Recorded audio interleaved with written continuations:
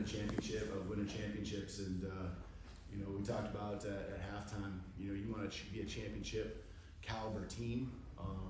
You got to find ways to battle and fight and win games like this. The physical ones, the ones that go back and forth, and the ones that have the adversity that hits you. And, you know, throw in there if you lose.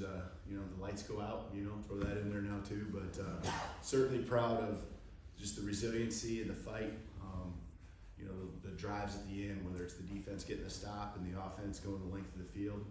A couple times during the game, I felt like the momentum was on our side, and we just couldn't quite get over the hump. You know, defense, third and long, I think in the third quarter, we got the face mask call, extended their drive, and you know, kind of felt like at the first quarter or first half, we were battling our way back in the interception for a touchdown. But you know, the guys just believe. I think that's that's who we are. I definitely believe that, and it's fun seeing them just keep scrapping and finding a way. You know, only time I think we led was the very last few seconds of the game. So I'm gonna enjoy this one for sure. You know, every game we play from here on out that we win, you know, just makes the next one more important. So it's fun to be a part of that here at this time of the season. In the first quarter, they just seemed to be able to run the ball out well. It looks like maybe in the halftime you guys made some adjustments. Did you make some adjustments? Were you involved in that at all, or did you leave that to your defense? I mean, I was in there with the defense. I thought the defense did an amazing job. This coaches, you know what the game plan is, and the adjustments that are a part of the game plan. And there were some tweaks and things to just keep testing throughout the first half, but really got in there, and I thought it was really efficient. I was so impressed with the efficiency of the communication and by the coaches, and then taking that into the locker room, and it played itself out exactly how the coaches were portraying it to the defensive side of the ball. And just really hats off to the guys, you know, believing in those adjustments and you know, making the plays, you know, especially there coming out of the locker room in the third quarter. What is the balance like on that last drive between trying to score a touchdown and then playing for the field goal there in the last couple plays? It's really hard for me to not try to score a touchdown. I really feel that's the first time I've ever done that, where we intentionally center it to win a game. Never done that. Did feel with the wind and how close we were, you know, it was pretty much an extra point, and just being on a hash and the wind coming across. If we did score, you know, just wanted to make sure we gave Peyton the best chance possible to give him, you know, a successful try, so or an opportunity. And so, you know, I just always feel like, you know, they gotta respond to a touchdown if we score it, and it was so late in the last minute that, you know, it was gonna be hard for them. So, you know, we were trying to score. Obviously, you could see we had, I thought, 2 good plays. We just missed them. You know, but you know, you work on the centering the ball and all those things every week in practice. And that very call we worked on, you know, yesterday. And how we called the timeout. They actually called the timeout, and then putting the field goal team out there. So pretty proud of the guys in these special moments. You know, we've had different things where we've had Hail Marys and you know, even playing the ball at the end with certain personnel in the field. Just proud of the way that those guys take that in those practices and put them into the game itself. On that last drive, is there a yardage you were comfortable with Peyton at? You would feel comfortable kicking? Yeah, I think the 20 yard. If we got to the 20, we felt pretty good. So that catch by CD that he had was kind of right. I can't remember the exact line of scrimmage, but I know we were really back and forth kind of in those few plays on you know, the range. And it wasn't a matter probably so much if he could hit it. Felt like, you know, Payne's been hitting it pretty strong. It was just you know, pregame, I saw 2 balls he kicked right down the middle, and one went left and hit the upright, and one went right and barely got in, you know. And so, you know, he was hitting it even in pregame, and that was kind of the yard marker where, in my mind, pretty much the whole game, we felt pretty comfortable going that direction. What does that final drive say, where I think a lot of people see this offense and think it's this big explosive passing offense, but you guys have had a couple of games here, been able to kind of matriculate it, to go 92 yards in 18 plays.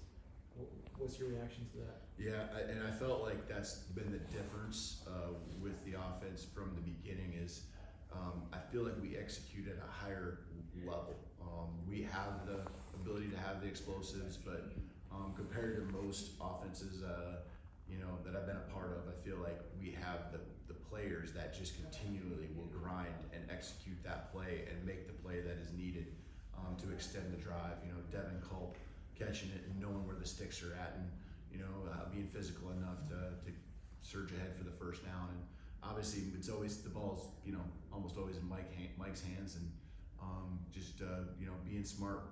Obviously, I know he had a pick, but for the most part, he does a great job protecting, and even at the end, we're throwing the ball on first and second down, trying to score because the ball's in his hands, and so it's a lot of trust. But I'm proud of the way the guys were just resilient. And there came a point where we got close to midfield, and now you knew, like, okay, now we're the aggressors. When you're back way up, you're worried about the punt into the wind and how much time's going to be left for their offense. And there came a point where we got out of our own territory, where you knew, hey, this is now in our court.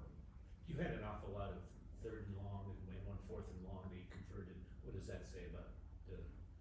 It's I think it's just continues to build on the confidence that they have as an offense, and right guys getting the opportunities. J Mac in the first half on a 4th down and 10, hitting the corner route, and that led to a touchdown. And just getting the right plays against the right coverages. Coach Grubb doing a great job working with Mike on that. They're seeing the same things, and then Mike just delivering and making throws. I think you played in a game at Sioux Falls with the power outage, but have you experienced something like that as a coach, and how do you kind of keep guys engaged when there's a 25-minute pause? Yeah, in 2018 at Fresno, we had the lights go out, and so we had a 30-minute delay. The exact same thing happened. So just kind of, that was the biggest thing I was probably trying to address with the guys, is how hard they had fought to make it the 21-21 score. And we had just gained the momentum, and just to get their minds back on how it felt, even though it was 30 minutes real time, and where we were at, and think about how hard and adjustments we made at halftime, and how they were executing, and just, leave it on the field for the last 11, 12 minutes, and they did that.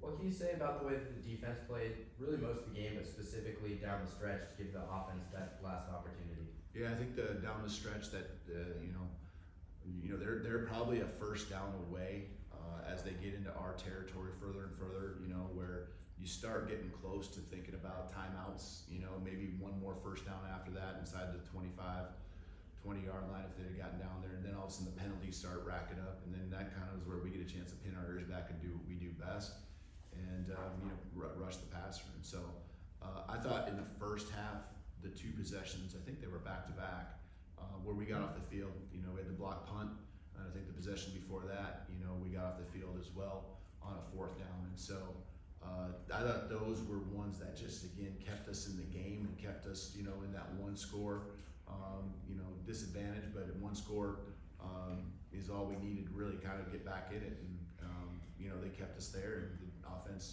got the score. And again, just couldn't quite get over the hump there in the first half. But I just felt like we were the better team out there. Just had to get a break to go our way. I know Oregon State did what they do best, but was it kind of a relief that they didn't go out? Somebody didn't go after your secondary for almost the first half of the season. Yeah, I think it's just it's different matchups. They got obviously some very good skill players, but it's who they are. So you're playing against that team, and you had the wind to it, and there's still a piece where we're going to rush the passer and get some pressure on him. We missed a sack or 2 that I thought really could have changed the game. We already talked about the face mask, but there's a give and take too, right? Because they wanted to stay ahead in the chains, and when they stay ahead of the chains, that's when they're at their best. The play action off of the run, and getting themselves into the 3rd and 2s and the 4th and 1s, and bringing Coletto in, and they've been pretty successful all year long. And so that's the style of play. You game plan against that style, and kind of just got to be ready for the big shots. They took a couple, and we protected against it. Why is Coletto so tough to stop, even when you know what's coming? Man, he is just, I don't want to say reckless, but he just puts his body out there and just goes after you. I was so impressed watching the film throughout the week, just bouncing off guys, and there's a combination of balance and physicality, you know, good football, all-around football player. You mentioned the wind a little bit. I mean, did that affect the game plan, or what was that that kind of added challenge? I think it affects the kicking game the most. You know, there was a time or two where I felt like I thought there was a Mike scrambled to his left and threw a ball probably 20, 25 yards down the field. And I mean, you know, he's not perfect, but I felt like maybe the wind pushed the ball back a little bit into the middle of the field as he was going left. It pushed it more back to the right. So I think there were some of those plays that happened, but he throws a tight spiral. He spins it well. You know, maybe there was a ball that, you know, he kind of dropped on us, and you know, that's the big thing is that if the ball moves, you know, so you got to keep your eyes on it all the way until you have your hands. I think we had a drop or two that you know, probably had a little bit to do with the weather. All right. Thank you, guys. Thank you.